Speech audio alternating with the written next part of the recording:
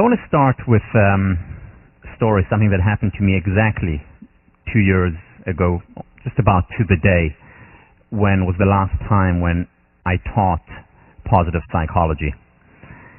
As the semester started, it was a very stressful period. Also, my mentor, the person who I'm dedicating this class as well as all my future positive psychology classes to, Philip Stone, passed away just the day before the class started. Very stressful period.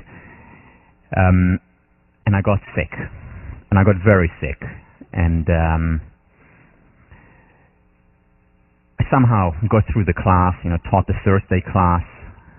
That started 2 years ago, started Tuesday, so I taught the Tuesday somehow. Thursday, barely, completely drugged. This lecture, made it through somehow, and then went home and couldn't fall asleep. I was in real pain. Went to the doctor. That was on a Friday afternoon. Just said, I have to go. All the medication that I took didn't help. Went to the doctors, had some blood tests, and finally, after days where I couldn't sleep because of pain, fell asleep. This was a Friday night. At midnight, there is a phone call. I don't hear it. I'm fast asleep. My wife picks it up. Tommy picks it up, and it's the doctor.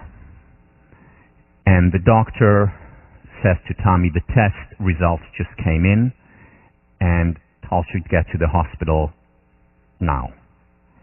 She said to the doctor, he just fell asleep. He hasn't slept for days. Can't it wait till tomorrow morning? And the doctor said no. And he has to go to Beth Israel because they have the best labs for what he needs right now. And she doesn't elaborate anymore. Tommy wakes me up, retells me the story of what's happening. Somehow I get up. She can't take me to the hospital because David, at that time 1-year-old, is asleep. We don't want to wake him up, so we get a cab to take me to Beth Israel. On the way, so this was the year after we're no longer resident tutors in Leverett. We were in Concord Ave, driving up the Charles River, up Mem Drive, and then next to Harvard. I look at Harvard, I look at the beautiful river. It's very quiet, not many cars, just after midnight on a Friday night. And I can't help myself but think, what if there's something really terrible going on? Why would they call me midnight to the hospital, Beth Israel, insisting on just one specific hospital? There must be something really wrong, and my mind begins to wander.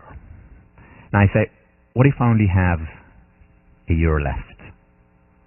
What will I do in that year? And I become very sad because I think, I won't see David grow up. I won't have any future children. Be careful up there.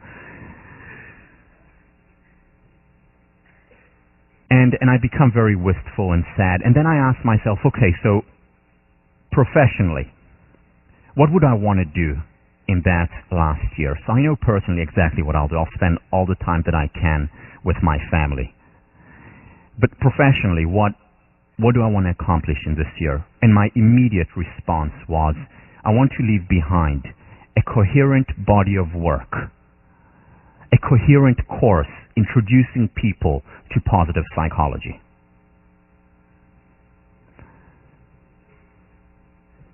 We arrive at the hospital. I have some more checks. It ends up being nothing too serious. They put me on antibiotics, and within a couple of days, I'm on the way to recovery. I want to share with you today, though, why. Why is it that the most important thing for me at that time, and still today, is to leave behind a coherent body of work about positive psychology, to introduce you to this wonderful field. Why positive psychology? Why is it its own field? Why is it not just, let's just study happiness, well-being as part of social psychology or clinical psychology? Why have so many scholars around the world united around this concept of a positive psychology? So this is what I want to do today.